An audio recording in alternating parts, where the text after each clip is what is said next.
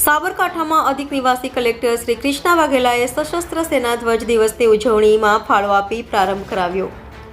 સશસ્ત્ર સેના ધ્વજ દિવસમાં યથાશક્તિ યોગદાન આપી સહયોગી થવા અધિક નિવાસી કલેક્ટરશ્રીની અપીલ। સાબરકાંઠા જિલ્લામાં અધિક નિવાસી કલેક્ટર શ્રી કૃષ્ણા વાઘેલાએ સશસ્ત્ર સેના ધ્વજ દિવસની ઉજવણીના ભાગરૂપે સશસ્ત્ર સેના ધ્વજ દિવસના ભંડોળમાં ફાળો આપીને પ્રારંભ કરાવ્યો હતો। સેનાના જવાનોના સાહસ, શૌર્ય, અનન્ય બલિદાનનું સ્મરણ કરવા અને તેમનું સન્માન કરવા સમગ્ર દેશમાં સશસ્ત્ર સેના ધ્વજ દિવસની ઉજવણી કરવામાં આવે છે।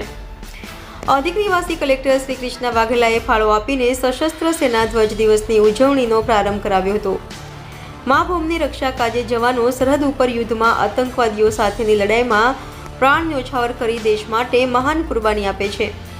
આવા શહીદ થયેલા જવાનોના કુટુંબીજનો, સૈનિકો અને પૂર્વ સૈનિકોના કલ્યાણ અર્થે અને તેઓને સંકટ માંદગીના સમયે નાણાકીય સહાય આપવા યથાશક્તિ યોગદાન આપી સહભાગી થવા અધિક નિવાસી કલેક્ટરશ્રીએ અપીલ કરી હતી।